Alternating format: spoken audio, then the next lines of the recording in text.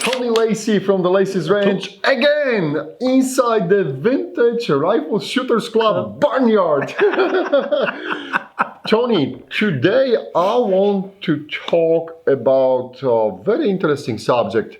A lot of viewers is asking about that, and it comes from the real world data that the most kills, sniper kills in World War II were done only within 300 meters. And that's like hardcore data. Yeah.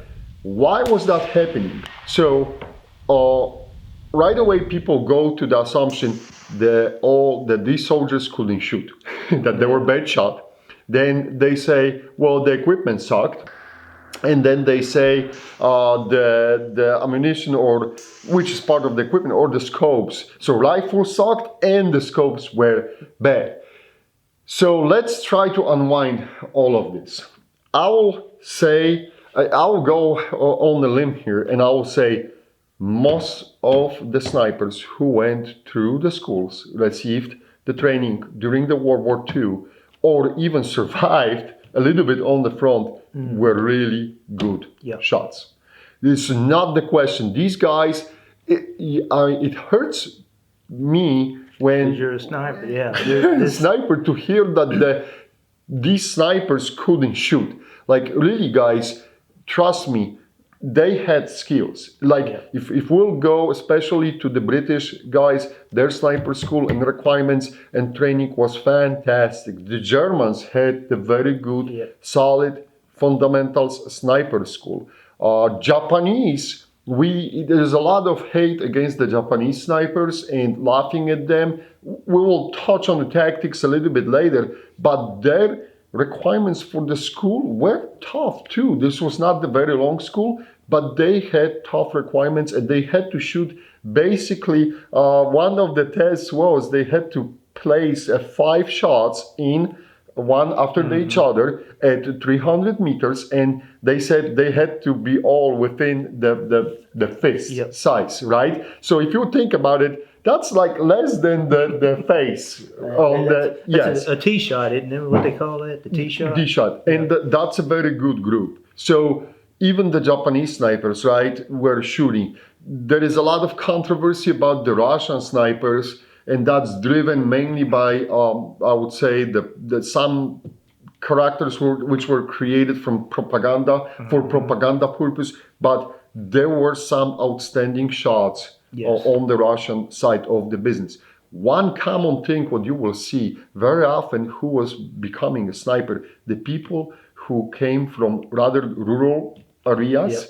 They were hunters. they hunt for the game, so they knew how to shoot, they knew how to stalk, they had skills. They just had to be refined because there is much more to the sniper work than shooting alone. But Tony, what's your take on the shooters? Did the shooters sucked in the World War II? Did the snipers suck? I think, Rob, what you got, even in combat today, if a single shot sounds off, sniper, sniper, sniper. Absolutely. And almost, hell, if they missed, it's probably not a sniper. So Tony, it's a single individual. Tony dives in, nose diving straight to the meat.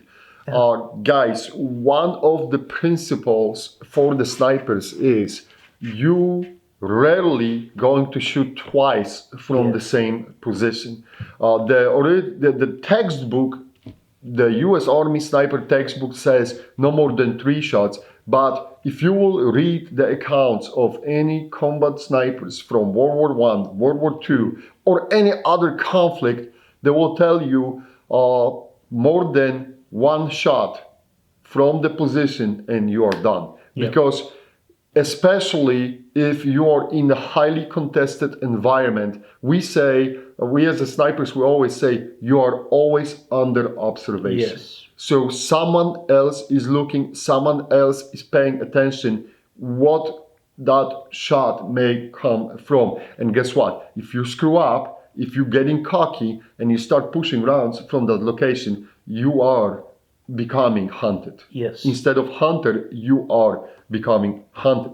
That said, you can read this in many statements of the World War II snipers. They said that the shot selection, because of you can only use that one shot, sometimes two, has becoming extremely valuable. So what it means, Tom, if I have only one shot to shoot from that location, I'm not going to waste possibly that shot on the target which is farther away. It's sort of like hunting. Absolutely. Hunting the same way. Yes. You're not going to shoot a deer at 600 yards when you got one at 300 if you're wanting to put meat on the table. The difference is, can we make that shot? Probably. The difference is deer will not shoot back at you, all right? But when we're talking about the shots past 300 meters, which is 330 yards, Tony, with the basic scopes, even the excellent German glass, like I have here, 4 power, if you have camouflaged target, what is the next step for the sniper before taking the shot? Okay, I found something. Now I have to positively identify. I have to positively identify that this target is what I want to hit. Now, if we got the limiting factor of how many shots I can push from that position, and I'm going to waste on a private down the line, no. Officers, machine gunners, NCOs, runners, maybe radio operators, depends on the conflict. Valuable target. Valuable target. Now, it's easy for us to sit on the range and you have painted in white targets standing in the field, not moving. Usually in a conflict zone, anyone with the common sense will either try to hide, sneak, or is camouflaged. And I will show you guys, I'll push the pictures to that video, and you will see even at 300 yards, when you got the only partially visible camouflaged target, it becomes extremely dicey to see what you are shooting at. So I would say that this was like one of the major factors which the lack of the positive identification, or maybe not the lack, but like they wanted to be sure, hey, if I'm going to press that trigger, holy cow, I want to kill the right guy. And think about it, if you're going to shoot and you know there may be an instant response, none of those guys wanted to give up their life for nothing. So it had to be something that was worth it to get that extra. If you had a general at 600 and a captain at 300, well, you might want to go for the 600. Sure. But normally... But even then, with the 4 power optics, as I said, even with the excellent, I will always keep the German glass in the high regard. It is hard. It is hard. Unless he's like being flashy about it, the people are running and doing the sniper check salute. So like you don't know really who is on. It's hard to see in that 4X glass well camouflaged target. Unless they were extremely stupid, but the extremely stupid people died really fast. So that was like the positive identification was huge factor. And you can dive into the notes, journals, and the snipers are actually saying this, like positive identification was my limiting factor in a shot selection because I want my shot to come. Now, another thing which I will touch on, and this is from our perspective today, a lot of people is not seeing this as a problem, but with the reticles, how those reticles were set up. So you had a basically single post with, maybe the post on the left and the right side, but there was no grid. There was no wind dots, with the exception of Japanese. The Japanese had some sort of the grid in the scope. So the Japanese, I would say, from that point of view, were way ahead of everyone. But most of the snipers you see on the table, you got the PU, we got the German sniper, we got the British sniper. they and the Japanese at the end, but most of these, they had just a simple reticle. Yes. So now what's happening is with the wind corrections and the dialing, you had the dialing available. You could dial for the wind on the British snipers, but dialing is not really effective. The holdovers is what it is because why wind changes very quickly. Yeah. So if you don't have a grid, it's hard to kind of maneuver that reticle. I read some of the best, the German snipers. I still want to go back to the Germans because they did the really good job on documenting everything. And they said they were refraining themselves from shooting in the wind. Yes. And it came because, again, they didn't want to waste that shot. And the wind is a huge factor. Wind was a huge factor. I want to say something about the elevation. With the modern sniper, okay, we identify a target, we reach up there, click, click, click, click. I don't think these guys did that. No. I think they set it at probably 300 meters. Yes. And they would aim under. Over, or over. slightly over, or on point. Yeah. This is, again, what is one of the main problems past 300 meters, Tony? You have your eyes are starting to cheat on you, and it is hard to identify the distance to the target. No ranger rangefinder. They did not have the laser rangefinders, so it was very often done with the naked eye or eye through the scope or through the binos. Yeah. And the binos, they had some usually mil grid, some reference, okay? But it was very, very shaky. Like if you want, even with today's scopes from what we have to use, if you try to start milling the target on the move, which you really don't know exact dimensions, you're going to make tons of errors. Yep. So that goes back again. It was easier to identify within that 300 meters. Yeah. Look, up to 300 meters, pretty much everyone can eyeball it and have a good idea. And all of these have a flat enough trajectory To hit it. to where you can be off 25 yards. Absolutely. Either way. Or maybe even 50. If you think about it. If you're set on 300. You can whack. Yeah. You can whack. There's a great chance your probability of the hit was in the upper 90s. I would say at 300, all of these guys could pull that shot off without adjusting the elevation. And that goes speaking about the adjusting for the elevation, you don't have a grid, so you have to dial in. With the exception of the British and the US scopes, some of them, they had clicks, very poorly done, but clicks. Yeah. But here you had the screws moving the reticle. You have to remember a lot of kills were done during the early morning hours or when the sun was going down. So it's hard to see those marks too on the scope. That's the one thing. Even with those markings, they are not perfect.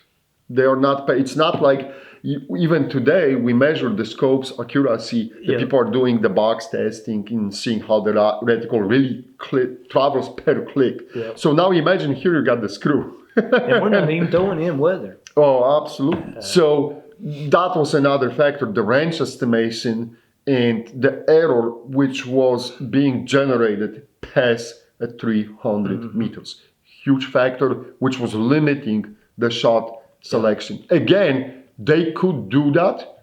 It's just, was it worth it in those conditions and in this environment?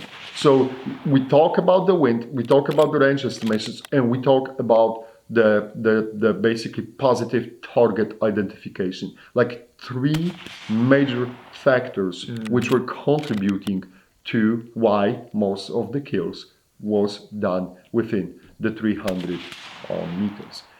That doesn't mean those guys sucked. No, that's not the story, guys. I think they did the fantastic job. They were all outstanding shooters, and if they will have the modern toys to play with, they would put the fight really against us, and they will probably kick our ass too. Yeah. You want to add something about the Well, I was rifles? going to say something about the 4 power, 3.5 power scopes. All right, maybe most of those guys today would be what we'd consider DMR guys, Sure. designated marksman guys. Uh, if you've got a large number of targets out there, let's say you're a German soldier, you're on the defensive on the Eastern Front, you've got a large attack going on, and you're at 18 power, Oh, and you lose track of your target, or you can't find the target. 4 power is the deal.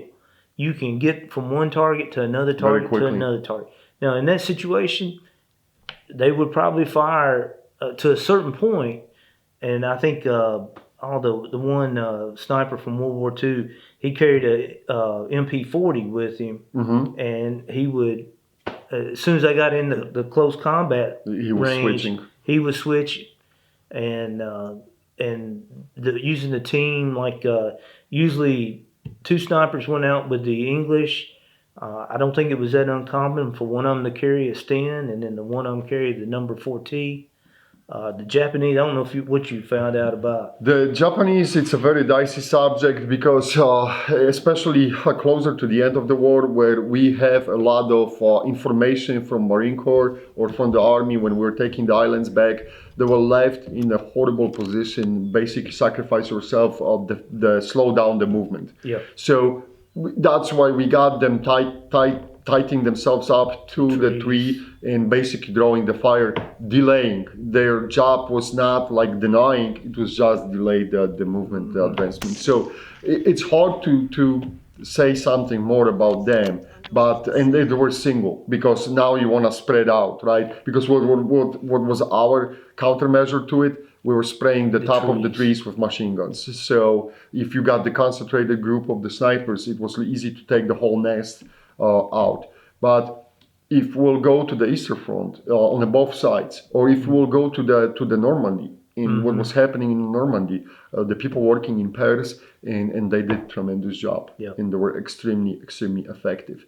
But like in Normandy, even when they were going through those French countryside, and there were some weird structures like built. Basically, it's hard to describe, but there were trees on very like bushes, cage, and you were forced to go in like a corridor or canal, and sometimes that engagement was extremely fast, extremely close, and one guy could stop it. And one guy can stop it, because the one guy positioned very well could hold the whole advancement, and that happened numerous times. So I think that both snipers and the rifles, because the rifles can shoot. Yes. Most of these rifles can shoot. If you pair it up with the modern optics, oh my gosh, you will shoot the lights out. But what they had, what was happening, and the situation on the front dictated that we have that data that the most of the kills was done within the 300 meters. That doesn't mean they suck. Yeah. All right, guys, thank you. Tony, thank you very much. I hope you enjoyed this quick breakdown of what happened and why that happened, and what was the reason behind all of this. If you have any questions, we'll be watching the video with Tony and try to answer to any questions you may have. Thank you for watching. As always, it's a great pleasure to be in your house. Bye. See you.